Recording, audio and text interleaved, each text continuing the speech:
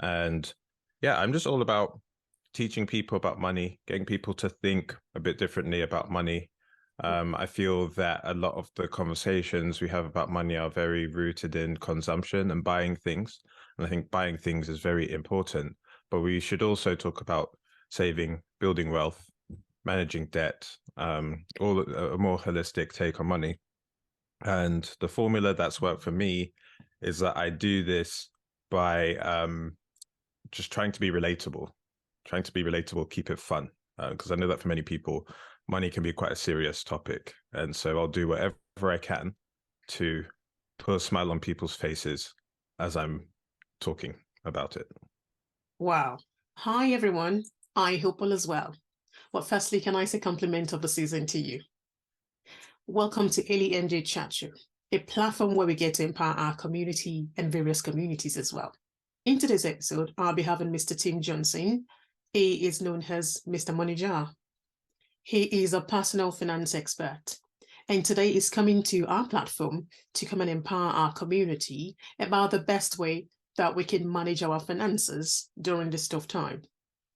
So my friends, if you haven't subscribed to our channel, feel free to do so right away so you do not miss good content that we will be releasing on this very platform. So friends, stay tuned to keep on watching. Good afternoon to you, Mr. Moneyjar. Afternoon, Elizabeth. Thank you very much for having me on today. Oh, I would say thank you very much for, taking your time to come and empower our community. It means a lot to me. Yeah, likewise, as we were saying just before we started recording, I think nearly every week used to tune into the Mr. Moneyjar show, and not just tune in, but leave comments and suggestions, comment on the shares of the show I would do to my page afterwards. And yeah, it's really lovely to be on your show now. I'm looking forward to our conversation. Thank you very much, Mr. Moneyjar. In today's episode, we will be talking about the best way to manage our finances.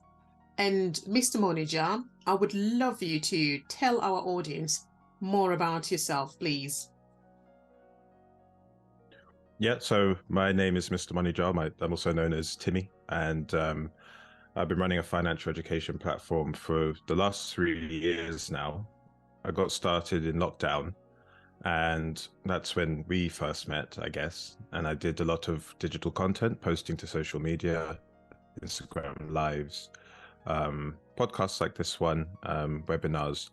But what's been super exciting is that this year, as things have opened up, see, we're in December, and there's no talk of a new variant, thank goodness, COVID variant. I'm doing a lot more in-person things as well, talks, workshops, and so on.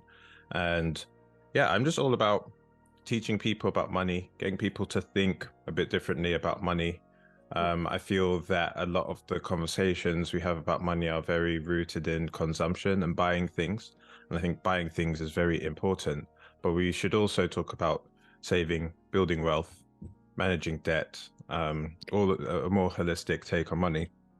And the formula that's worked for me is that I do this by just trying to be relatable, keep it fun. Because I know that for many people, money can be quite a serious topic. And so I'll do whatever I can to put a smile on people's faces as I'm talking about it.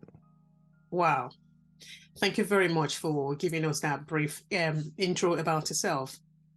So I have a question for you. So I've got like a list of questions for you.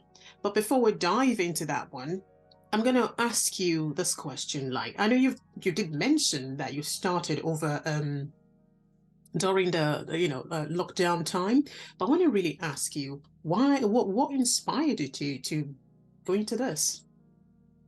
I have lots of answers to this question, but I'll give you, this is the one that I'm feeling moved to say today, because yes, I have a background in financial PR.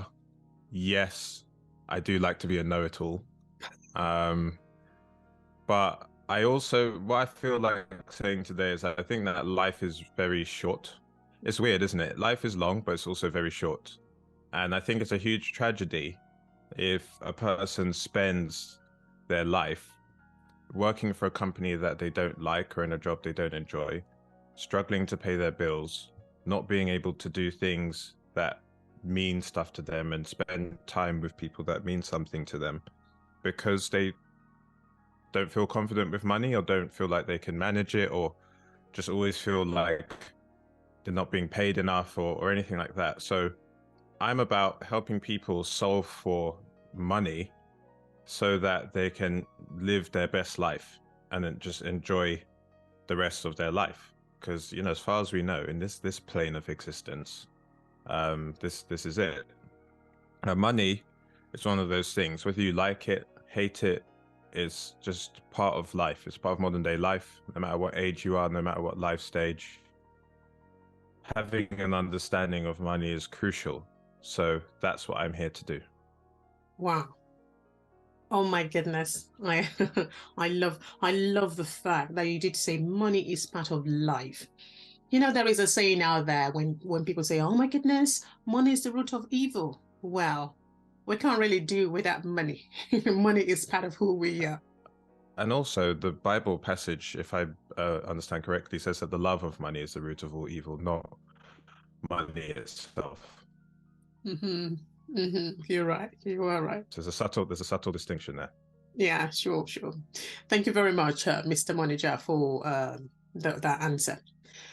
Now we're going to move on to the next question. So it says, how can people feel confident managing their day-to-day finances? I think that in this age that we're in right now, knowledge and information truly is power. So what I do, what I encourage people to, what I do through my work, but what I also encourage people to do is to arm yourself with the information and with the knowledge that will enable you to take the right courses of action. By right course of action, I mean like do things that are actually going to benefit you. You raise energy, for example. Now, in the absence of knowledge, you'll read the news, you'll like look at your bills and stuff and be like, wow, things are super expensive now. And they are. We're living in very difficult, uncertain times at the moment. But my instinct when I'm in that sort of situation is to try and find out what the actual reality of the situation is. And so when it came to energy, just using it as an example, something that I did that really, really helped me to feel comfortable and feel confident was I actually looked up the stuff in my home that was costing me the most money. And I went to the Energy Saving Trust website. It's a fantastic organization, fantastic website. And it actually had an article breakdown of the most energy consuming appliances in the home. So I'll put a question to you, Elizabeth. What do you think the most expensive items in the home are? It's not a trick question, just off the top of your head. Well, I would say kettle or fridge. Okay, that's not too bad. That's not a bad answer. So fridges and freezers, cold appliances came number 2 in that list. Kitchen appliances came down at the bottom. So your oven, microwave, kettle, all of that. The actual most expensive items to use, and that typically make up the most of an energy bill, are wet appliances, tumble dryers, dishwashers, and washing machines. Okay. So once I read that, I was like, wow, like I grew up in a British Nigerian household, so I thought it was a light. You know, that's what I used to get into trouble for, leaving the lights on. But it's actually, okay, so what can I do now that I know that wet appliances are so expensive? I can make sure that when I wash my clothes, I fill up the drum as much as I possibly can. I'm not putting in 2 socks and then sticking it on 90. Temperature too, try and wash on 40 or 30 degrees. If I don't have to use a dishwasher, I don't own one. I've never owned one. Again, Nigerian household, I'm adept at washing plates, trust me. Yeah, try not to use the dishwasher, try and air dry things. These are just small interventions, and I'm not trying to tell people stuff that they already know, because people are economizing massively in this climate. But the general principle of what I'm saying is, when in doubt, arm yourself with information and knowledge, either by yourself or seek out expert help. There's organizations you can talk to, Citizens Advice, Step Change come to mind, Turn to Us. These are all organizations I've worked with, that I've spoken with, where if you feel unsure about something financially, you can just pick up the phone to them and call them, and the stuff that they say to you is free. There'll be a helpful person on the other end of the phone willing to help you. What you don't want to do is put things off, stick your head in the sand, because if it's between you sticking your head in the sand and reality, who's going to win? Reality must always win. Wow. Thank you very much for that answer. Now let's move on to parenting. I'm sure, we have people that has children. So now that the energy is so expensive, or even to buy some food, because I can see cornflakes and few other food, they've risen by 40% and stuff like that. So say, for instance, parents who are earning probably, some reasonable amount of money, most of them, maybe most of the money goes to the probably rent or mortgage and, transportation, A, B, C, D. So how would you say they can get extra money, or how would you say they can save up to send that child for extra lessons, like, say, for instance, maybe maths and English class, blah, blah, blah. So what would you recommend here? Yeah. So when I give tips or like recommendations to people, I'm a big fan of, rather than going into the nitty-gritty detail, giving people the lowest friction thing they can do that will give them the best result. And that thing for me is by going to turntous.org. So that's TURN, the number 2, and then us.org, and using their benefits calculator. Okay. Because there's a lot of help available to people in this climate that we're in that they might not be sure that they're entitled to. And benefits associated with having children and childcare and so on. And this is an online tool which is referenced wherever you go. Like whenever you speak to people about entitlements, whenever you go on the gov.uk website, they direct you towards this tool. You put in your details, you put in some information about your dependents and your work and so on, and then it lets you know what you're entitled to. And the most vulnerable households in this climate that we're in are entitled to hundreds of pounds, like over a grand's worth of help. So that's the first thing I would say. Turn to us benefits calculator. What I'd also say is that as prices rise, as things are more expensive, something that's really been useful for me is, because again, I don't want to say captain obvious things to people like buy own brand stuff, so the branded stuff. People are already doing that. But the thing that I found has really helped me and just give me a much greater sense of control over my finances is checking in more frequently. I used to have a monthly finance routine. That's now weekly. I used to go shopping less frequently before. Now I go shopping on a weekly basis with a list, with a solid idea of what I'm going into the shop to buy. And by breaking things down into this weekly cycle, it means that if I make any mistakes one week, I can course correct the next week. And I'm constantly, staying on top of my finances.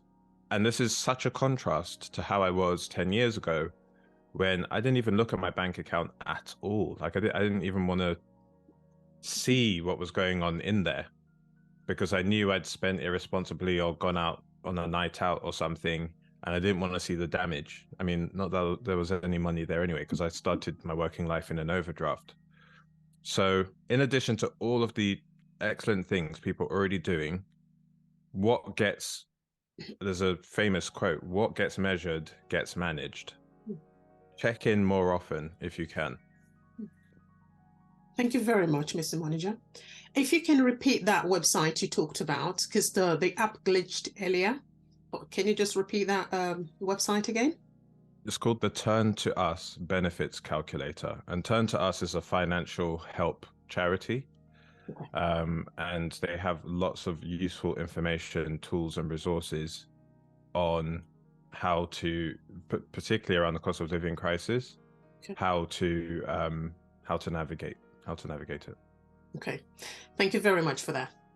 And whilst you've talked about the tools, so what are the 2 tools you would recommend to say people can easily tap into to manage their, finances and probably food budgeting as well? Hmm. Well, I use a free budgeting app. It's called Right. Money Dashboard Neon.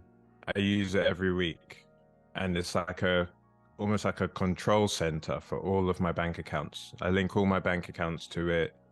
Every transaction, every money in, every money out, every credit card, every current account, every savings account shows up in a feed. And every week, not every month, because that'll take ages, but every week I just go in, okay, this account, this is how much I spent, this is how much I earned. This account, this is how much I spent, this is how much I earned. And you can categorize stuff. I think categorization can give you a better insight as to what you're spending money on. So you can tag transactions as bills, shopping, groceries, and sometimes it does it automatically and sometimes it gets them wrong, but it's fine because it gets smarter the more you use it. You can set rules and stuff. That's a really important part of my weekly routine.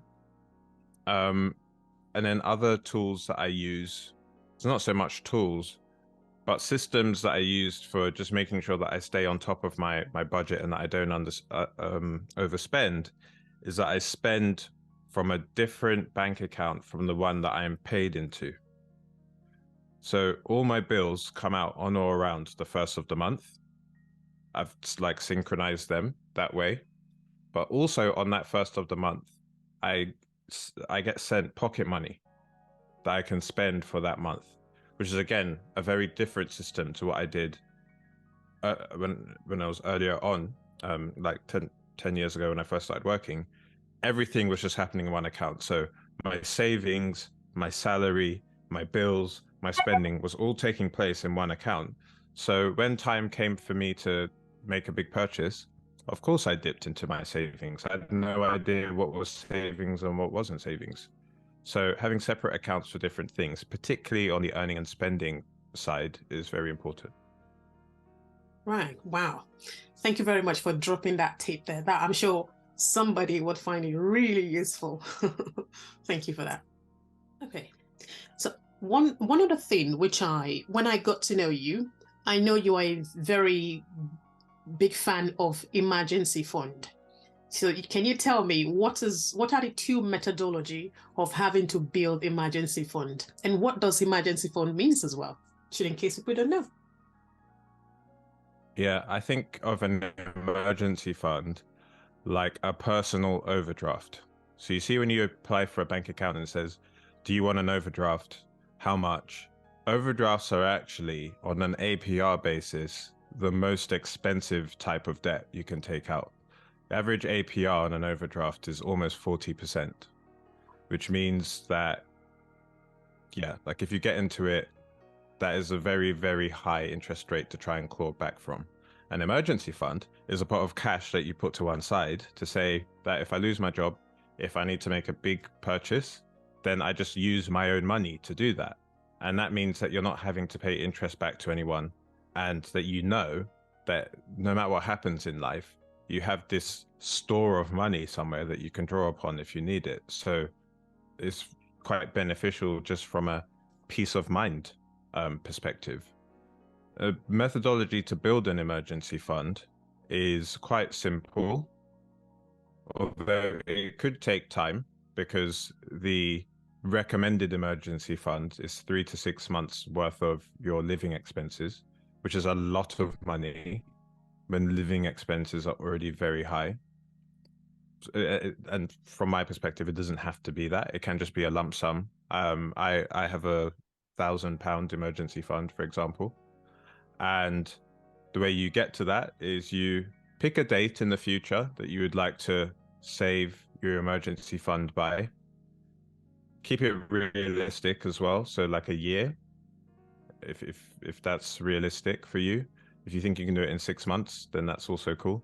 And then you set a standing order from your main bank account to the savings account that your emergency fund is going to live in. Easy access savings accounts, so the ones where you can add and withdraw your money as much as you want. Although they have low interest, they are, in my view, most appropriate for emergency funds, because if you need to access your money, then you can get it straight away. And yeah, you set up the standing order, and you know that if you wanted to save £1,000, for example, over 12 months, that's £83 a month. And you just do that £83 a month for a year, and after a year, you'll have your emergency fund. Wow. I love the way you've just analyzed it so that somebody out there can really, assimilate that and break it down quickly. Thank you very much for that. So one other thing, I just want to go back to the question we answered earlier. The tools you mentioned, how secure are these tools? Because you did say you integrate it into your bank account. So how secure are they? They're secure. So they use a technology called open banking, which people are still warming up to. I will definitely acknowledge that. But the thing that we need to recognize is when we use these tools as consumers, banks are also using them too. Yeah, so everything is the level of encryption, the level of security is at the same level that the bank is getting. And you don't have to budget using a budgeting app. Okay. If you're more comfortable using paper and pen or just a simple spreadsheet, then go for that. But I like the digital option because it just means that when you're on the go, wherever you have an internet connection, you can just use it. Okay. But to answer your question, that they're as secure as can be. Okay. Thank you very much for, going deep into that. And now I'm going to go into my next question, which is, should in case one loses their job, what would you say to them? I know you've talked about the emergency fund. Obviously, anything happens, you can always probably utilize the emergency fund to, help yourself. However, my question to you is, if somebody loses their job, how would you say they can manage their finance or just to put themselves together?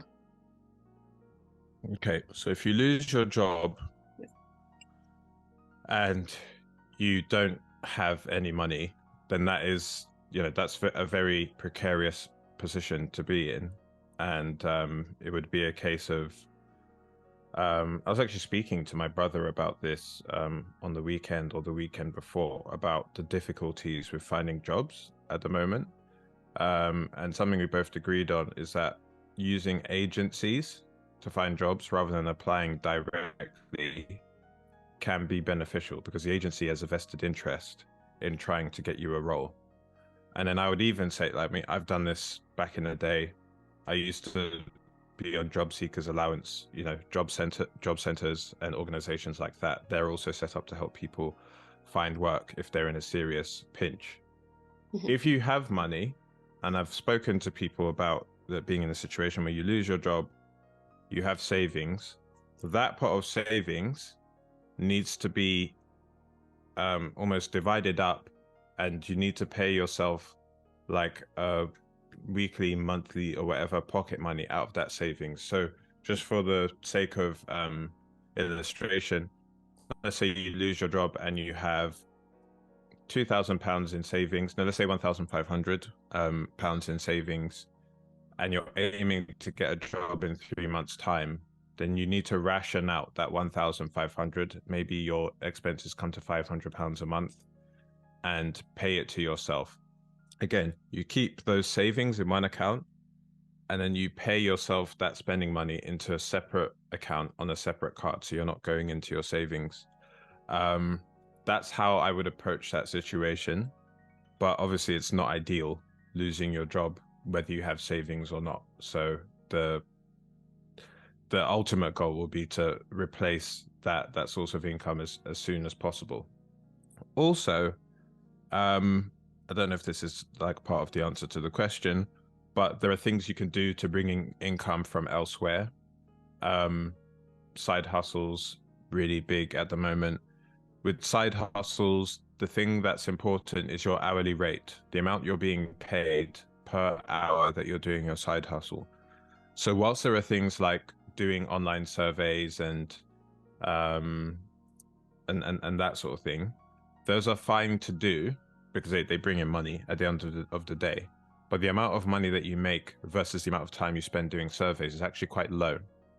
So the way that you bring in substantial side hustle income is by, I mean, in my view, people are always going to want to pay for you to solve problems for them and to save time for them or to teach them something. I mean, that's how I got doing what I'm doing as a content creator. So various things that come to mind is online tuition, languages, maths, coding. Sit on a Zoom with someone, charge them an hourly rate to teach them something, that they actually want to learn. If you like pets, for example, can you become a pet sitter or a dog walker? These people make a lot of money because pet owners are time poor and they're very busy. And as a final idea in the content sphere, look, there's so many people with podcasts like yourself, video editors, hugely valuable, social media content creators, social media managers, hugely valuable, freelance writers. But there are literally so many ways to bring in income from outside, from an alternative source. And it's going to come down to what you think you're good at, what you think you can offer, but also what's going to add the most value to people per hour you spend doing it. Okay, wow. Thank you very much for deep diving into that. When it comes to finances, managing our finances, what impact can this have on our mental health and how can we manage it? Yeah, so I think that money and mental health are linked massively. On the one hand, if you are struggling with debt, if you're worrying about where your next paycheck is going to come from, and if you don't physically have the cash to spend on things which contribute to positive mental health, then your mental health will struggle.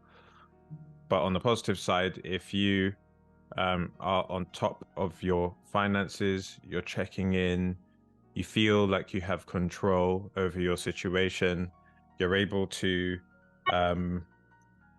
invest in things which promote good mental health, you know, things like things that allow you to exercise, things that things that allow you to spend time with people and do things that bring you joy, then you're going to have great mental health. So in a way, money and mental health are massively linked. But there's also this weird kind of disconnect that I've seen as well, which is that actually, past a certain point, having more money does not result in a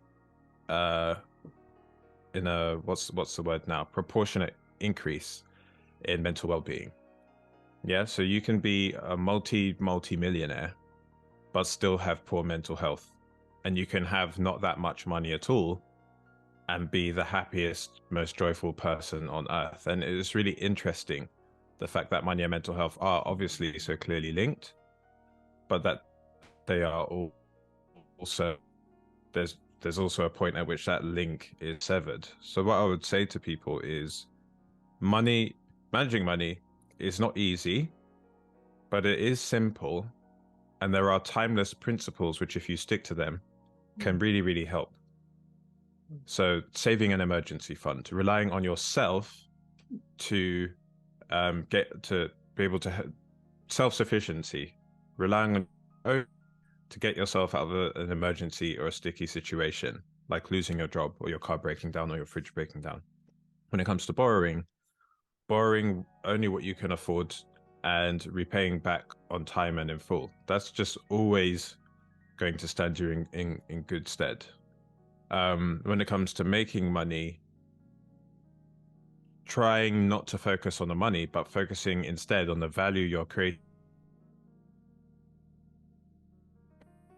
for. That's ultimately, why people will pay you, so because you're helping them in some way. So if you stick to the timeless, simple, not easy, but simple principles when it comes to money, you can expect to see benefits to your mental health as well. Wow. Thank you very much. I think that was a very powerful share. My question is, how would you advise couple to talk more about finances? Or would you say they shouldn't even bother talking about finances at all?